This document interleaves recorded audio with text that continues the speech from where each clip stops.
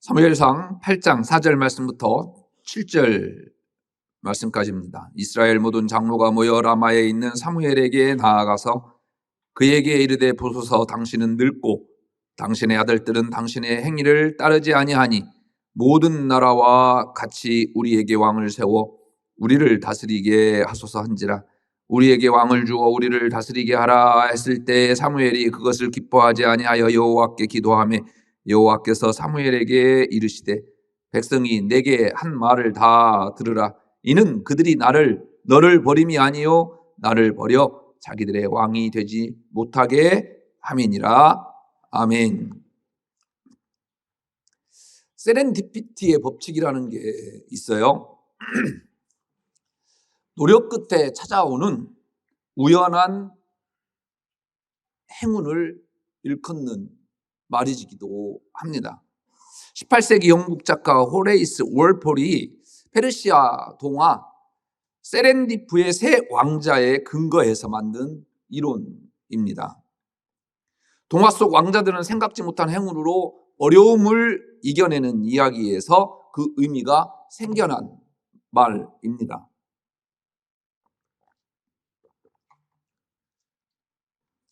플레밍의 페니실린 발견과 같아요. 플레밍이 배양 실험을 하는 도중에 실수로 잡균인 푸른 곰팡이를 혼합했습니다. 이것이 후에 감염증으로부터 수많은 사람들을 구해낸 페니실린이 되었습니다. 우리가 자주 사용하는 포스트잇도 비슷한 상황에서 만들어졌죠. 스펜서 실버라고 하는 연구원이 강력 접착제를 개발하려다가 실수로 접착력이 약하고 끈적거리지 않는 접착제를 만들었습니다. 누가 봐도 실패한 연구였습니다. 그러나 이를 본 동료가 아이디어를 냈습니다. 꽂아둔 책갈피가 자꾸 떨어지는데 저것으로 책갈피를 만들면 어떻겠습니까? 라고 제안을 했습니다. 이 접착제로 여러분들이 자주 사용하시는 포스트잇이 되었습니다. 이것이요, 3M을 세계적인 회사로 만들었습니다. 심리학자들은 이런 행운을 최선을 다한 이들에게만 찾아온다고 해서 세렌디피티의 법칙을 준비된 자에게 찾아오는 우연이라고 말합니다. 우리 인생도 마찬가지입니다. 우리 인생에 있어서 우연이라는 것 있을 수 있겠지요. 그런데요, 한번 깊이 생각해 보십시오. 그 우연이 정말 우연이었던 것. 여러분들의 눈물과 여러분들의 땀방울과 여러분들의 노력이 배어져 있는 것이 바로 우연입니다. 하늘은 스스로 돕는 자를 돕는다라는 말처럼 여러분들이 각자에서 열심히 노력할 때 세렌디피티의 행운이 함께할 줄로 믿습니다. 그리스도인들에게 인생을 준비하는 것은요, 매우 중요합니다. 왜냐하면 우리는 언젠가는 하나님 앞에 서야 할 존재이기 때문에 우리는 준비된 인생을 살아가야 합니다. 직업상 많은 사람들 저는 만납니다. 제가 깨달은 것이 있어요. 우리 인생을 잘 준비해서 살아야겠다라는 생각입니다. 준비되지 않으면 마지막이 추한 걸 저는 많이 봤습니다. 우리 그리스도인들에게는 처음도 중간도 중요하지만요, 가장 중요한 것이요, 마지막이에요. 믿음 생활 잘하다가 끝이 좋지 못하면 모든 소용이 없어요. 우리가 믿음을 끝까지 지켜야 하는 이유입니다. 특히 끝을 어떻게 마무리하느냐에 따라서 우리의 인생의 평가가 달라집니다. 오늘 본문은 이스라엘 역사에서 아주 중요한 대목입니다. 지금까지 이스라엘의 사회 정치 체제는요, 지파동맹이나 부족 연합 체제였습니다. 가나안 정착 이후에 350년 동안 지속됐어요. 그러나 중앙 집권적이고 전체주의적인 왕정 체제로 대전환을 이루는 대목이 오늘 본문 말씀입니다. 사무엘이 늙자 두 아들 요엘과 아비야로 하여금 사사직을 수행하게 했죠. 청령 결백했던 아버지와 다르게 이들은 뇌물을 받고 재판을 굳게 하는 등 아주 망나니 인생을 살아가게 됩니다. 이미 대제사장이었던 엘리의 두 아들들로부터 백성들은요, 많은 어려움을 겪었던 터입니다. 그러한 아픔을 겪었던 이스라엘 장로들은 사무엘에게 찾아와서요, 왕을 세워줄 것을 요구합니다.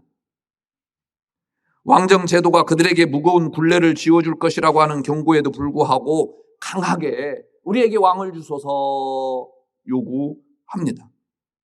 왕을 요구한 배경에는요, 하나님에 대한 불신앙이 아주 컸습니다. 하나님은 이스라엘의 왕정 요구와 관련해서 이렇게 말씀하시죠. 나를 버려서 자기들의 왕이 되지 못하게 함이니라. 하나님을 버렸다라는 거예요. 왕을 요구하는 것이요. 이스라엘은 하나님이 다스리는 신정국가였습니다. 이스라엘 백성들은 외세의 침입이나 국가의 세약이 그들의 잘못에 대한 하나님의 징계인 줄을요 깨닫지 못합니다. 하나님이 자기들을 보호하지 못한다는 불신앙에 빠진 것입니다. 그래서 하나님 대신해서 인간적인 왕을 요구했다라는 거죠. 하나님 없이 단지 정치 체제 개혁만으로 민족 공동체를 만들려고 하는 인본주의에 빠졌습니다. 때마침 사무엘이 두 아들의 부정 사건은요, 이들에게 좋은 빌미를 제공했을 뿐이에요. 하나님은 사무엘에게 장로들의 요구를 들어주라 말씀하시죠. 더욱이 하나님은 이스라엘의 왕이 될 자를요 직접 선택하시고 사무엘에게 기름을 붓게 하는 등 백성들의 왕정 요구에 더 적극적으로 나섭니다. 하나님은 왕을 요구하는 이스라엘 백성들의 약한 종기를 알고 계셨음에도 불구하고 그들의 요구를 들어주시는 이유는 무엇일까요? 이스라엘의 왕정 도입은요, 죄송하지만요, 이미 하나님께서 말씀하신 거였어요. 그들이 왕을 요구할 것이다라고 알고 계셨습니다. 그래서 백성들의 요구를 기점으로 해서 그 요구를 수용하신 거예요. 아울러서 그들의 자유의지를 존중하셨기 때문입니다. 자유의지는요, 우리의 기본권이에요. 하나님께서 우리에게 주신 아주 기본권이에요. 그 하나님께서 주신 우리 인간의 자유의지를요, 하나님께서 인정하신 것입니다. 존중해서 허락하신 거예요. 오늘 사무엘을 통해서 우리 인생을 어떻게 보내야 하는지 엿볼 수가 있습니다. 이런 배경하에서 오늘 본문을 함께 생각해 봤으면 좋겠습니다. 사무엘은요, 아주 성공적인 노년을 보내고 있었어요. 그런데 1절 말씀에 보면 사무엘이 늙음에라는 말씀으로 시작해요. 본문은 늙었다라고 하는 표현으로 시작합니다. 주변 사람들도 사무엘이 늙었음을 인정했습니다. 4절 5절이죠. 이스라엘 모든 장로가 모여 라마에 있는 사무엘에게 나아가서 그에게 이르되 보소서 당신은 늙고. 백성의 대표인 장로들이 사무엘을 찾아와서 한 말입니다. 그리고는 왕을 세워달랍니다. 지금까지 사사로서 제사장으로서 이스라엘을 다스린 게 사무엘이었어요. 그런데 늙은 당신은 이제 더 이상 필요 없으니 왕을 세워달라는 거예요. 사무엘이 얼마나 당혹스러웠을까요? 장로님 같으면 어떻게 하실까요? 지금까지 누구를 위해서 살아왔습니까? 가정과 자기 삶보다는 이스라엘을 위해서 살아왔습니다. 아들들이 빗나간 것은 어쩌면 당연한 결과일 수도 있어요. 왜? 하나님의 일을 하다가 자식들을 소홀히 할 수밖에 없었을 수도 있지 않겠습니까? 오직 나라를 위해서 살아왔기에 아이들을 돌볼 겨를이 없었습니다. 그런데 백성들은 사무엘에게 당신은 늙었다. 당신 아들들 봐라. 어떻게 교육시켰기에 저렇게 되었느냐 따지는 내용이에요. 오늘 본문 말씀이. 기가 막히지 않습니까? 이것이 사무엘의 노년기에 찾아온 냉혹한 현실이었습니다. 사무엘뿐일까요? 아니요. 죄송하지만 권사님, 장로님도 마찬가지라는 거예요. 저도 마찬가지일 겁니다. 누구에게나 노년기에 찾아올 냉혹한 현실이라는 거 기억하십시오. 사무엘은 오랫동안 왕과 다름없이 이스라엘의 모든 분야에서 독보적인 존재였습니다. 어쩌면 지금 사무엘에게 찾아온 장로들도요, 사무엘이 기름 부어 세웠을 것입니다. 그런데 그들이 찾아와 당신은 이제 늙었답니다. 이젠 더 당신은 우리에게 필요 없답니다. 이 수모를 어떻게 참아낼까요? 나이를 들어감으로 노여움이 많아지는 것 같습니다. 섭섭함도 많아지고 오해도 많아져요. 얼마 전에 아버님이 걷기가 불편하시다고 잘 못 걸으셔요. 그래서 이제 대전에 사시는 큰 누님이 아버님 모시고 가서 검사를 해 보았더니 양쪽 이제 다리에 이제 석회가 껴진 거예요. 동맥경화죠. 그러니까 당연히 걷기가 불편하시겠죠. 그래서 병원에서 시술을 받으셨는데 의뢰 병원에 입원하거나 수술하려고 하면 의사들은 지금까지 먹던 약 다 갖고 와라 그러잖아요. 그래서 늘 보면 밥보다도 약이 더 많아요. 드시는 것이. 그 약을 다 가지고 가셨죠. 퇴원하는데 병원에서 이 약을 아버지에게 챙겨주지를 않으셨는가 봐요. 그래서 누님에게 병원에 가서 약 찾아보라고 이야기를 했는가 봐요. 그런데 누님이 이제 전화를 했는데 간호사들이 약이 없더라는 거예요. 그래서 아버님에게 이렇게 말씀을 드렸는데 아버지가 제가 이제 일부 예배 끝나고 가서 전화해도요, 제 말을 하나도 못 알아듣고 자기가 하실 말씀만 딱 정해져 있어요. 교회 별일 없지? 애들은 잘 다니냐? 그것만 얘기하고 제가 무슨 얘기하면 이 말만 하시고 끊어요. 딱 어두셔서 그런 거죠. 그러니까 누님이 뭐라고 분명히 없다고 한다고 얘기했는데 나 바빠서 병원 갈 시간 없다고 딱 끊더래요. 그리고 나서 제게 전화해서 그 큰 누님을 일러요. 어떻게 딸년이 그럴 수가 있느냐 막 화가 나셔가지고 그러셔요. 일주일 후에 이제 병원을 다시 내방하라고 그래서 제가 이제 모시고 대전에 갔죠. 차 안에서 가시자마자 자식을 내가 키웠다. 어떻게 자식들이 그럴 수가 있느냐 막 서운한 걸 이야기하셔요. 그래서 제가 그랬죠. 아버지 병원에 입원하실 때 병원밥 못 드신다고 해서 매일 찰쌀밥 해갖고 간 누님이다. 누님이 어떻게 그렇게 했겠느냐. 그럴 리가 없다 얘기해도 아니라는 거예요. 내가 똑똑히 들었다라는 거예요. 똑똑히 들었죠. 그래서요, 병원 제가 이제 진료 마치고 누님 내외가 오셨길래요. 같이 식사하면서 삼자 대면을 했어요. 그랬더니 누님은 그럴 리가 없다는, 내가 어떻게 병원 전화하셔서 아버지에게 전화해서 잘 못 들으시니까 큰 소리로 약이 없다고 들아. 그렇게 해서 끊었지. 아버지가 먼저 끊어놓고 내가 왜 끊었냐. 아버지가 오해하신 거죠. 올라오시면서 아버님이 그러셔요. 야, 이제 나도 나이 먹으면서 작은 일에 서운해지더라. 그리고 내 생각이 더 굳어지더라. 그렇게 이야기하셔요. 사무엘 입장에서 찾아온 장로들에게 어라, 너 많이 컸다. 어떻게 내가 감히, 내가 나를 어떻게 키웠는데 이런 생각 가질 수 있지 않겠습니까? 그러면 이거 끝나요. 세상은요, 존경하는 것이 아니라 이렇게 말합니다. 당신이 나를 언제 키웠는데 나이 먹으면 나이값 해야지. 결국 상처는요, 사무엘만 받게 되어 있습니다. 그리고 인생이 취해져요. 관계가 악화되면 사무엘은 자기의 기득권을 더더욱 찾으려 할 것입니다. 반대로 상대방은요, 더 악랄한 방법으로 사무엘을요, 공격할 거예요. 그때는 존경과 어른이라고 하는 관용은 사라지게 돼요. 대부분 분쟁의 요인이 이거예요. 문제의 본질보다는요, 감정의 골이 깊어지게 되면요, 존경과 관용은요 사라질 수밖에 없어요. 그래서 죽을 힘을 다해서 싸울 수밖에 없어요. 이것이요 장로님 교회예요. 이것이요 여러분들의 가정일 수도 있어요. 여러분들의 직장일 수도 있고요. 여러분들의 인생일 수가 있어요. 방법이 있습니다. 사무엘은 자신이 늙었다는 사실을 받아들였습니다. 그리고 후임자를 세웠어요. 사무엘이 온 이스라엘에게 이르되 보라 너희가 한 말을 내가 다 듣고 너희 위에 왕을 세웠더니 이제 왕이 너희 앞에 출입하느니라. 보라 나는 늙어 머리가 휘어졌고.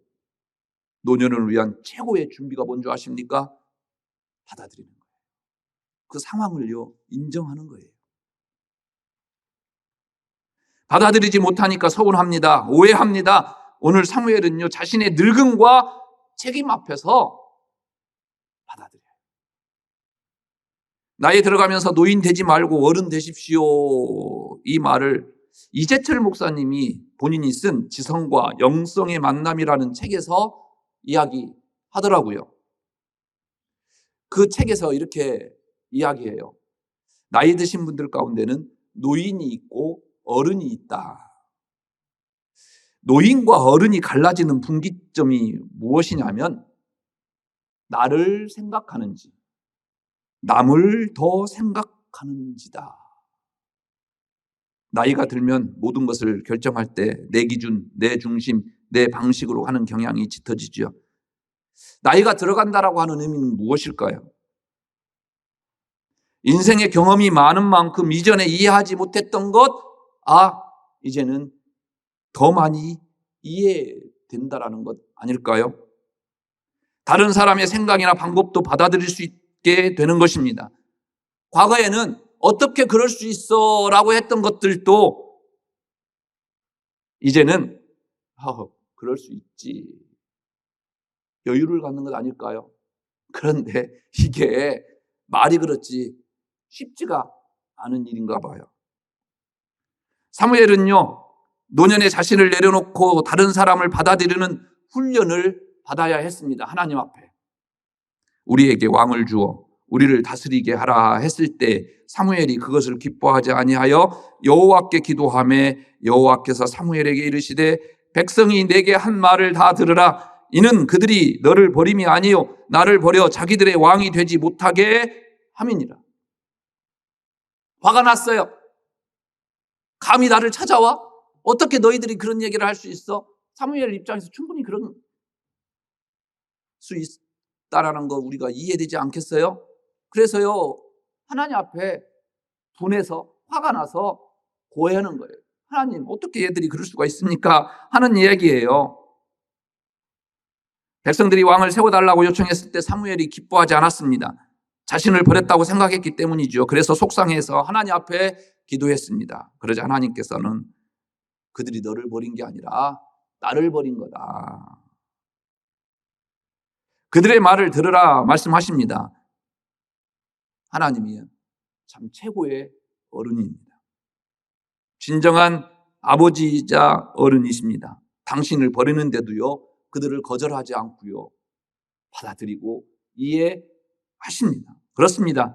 어른이 된다라는 것은요 이렇게 하나님처럼 어떠한 상황에도요 받아들일 수 있는 넉넉함이 있다라는 것 아니겠습니까? 사무엘이 늙어서 처하게 된 현실을 한번 보십시오. 그는 어릴 때부터 자기 인생을 하나님께 드려졌습니다. 어머니 한나가 하나님께 드린 나시린이었습니다. 젊었을 때는 나라와 민족을 위해 헌신했습니다. 그런 사무엘을 노인이 되자 백성들이 인정해 주지 않아요. 오히려 당신은 늙었고 당신의 자녀들은 당신만 못하고 우리에게는 왕이 없으니 왕을 세워달라고 보챕니다. 사무엘에게만 그렇습니까?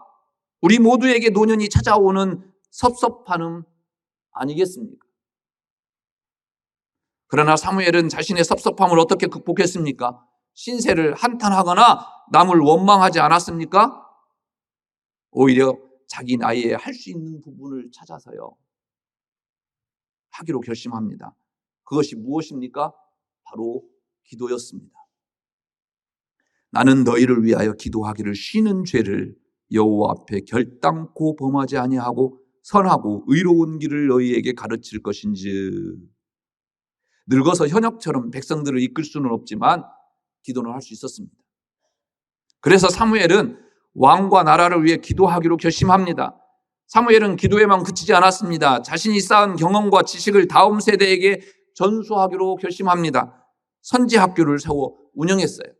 요즘 말로 말하면 신학교 세워서 교수님으로서 학장이 됐다라는 이야기예요. 후진들을 양성한 것입니다. 사무엘은 노년의 삶을 다음 세대를 키우는 일에 앞장섰습니다.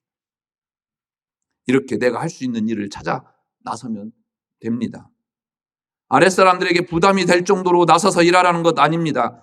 젊은이들이 할 수 없는 일, 젊은이들에게 누가 되지 않은 일들을 찾아서 하십시오.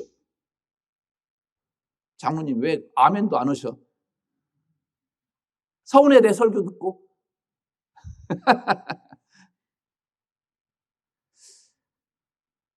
우리 교회는요, 각부 주일 예배가 끝나면 중보 기도가 있어요. 2부 예배가 끝나면 식당에서 은퇴하신 장로님들을 비롯해서 안수 집사님, 권사님들 비롯한 연로하신 성도님들 중보 기도를 하셔요. 얼마나 많은 분들이 열심히 기도하시는지요. 부응해요. 이 예배보다 더 뜨겁게 기도하고요. 열심히 찬양도 해요. 제가 3부 예배 더 힘이 생겨서 갈수록 목소리가 커지는 1부 예배 때는 그래도 조용조용히 하잖아요. 3부 예배 때 더 커져요. 왜? 중보 기도 때문에. 도대체 오늘 뭐 졸리세요? 왜 아멘도 안 하고 그러시는 거예요 도대체?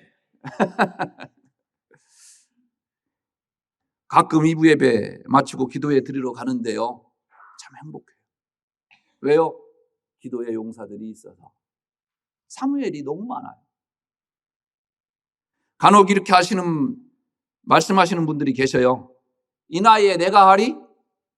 그러나 이제는요, 이렇게 말해야 합니다. 다 같이 따라서 하겠습니다. 이 나이에 내가 해야지. 마스크 벗어요. 마스크 벗고 따라서 하시라니까. 장로님, 이 나이에 내가 해야지.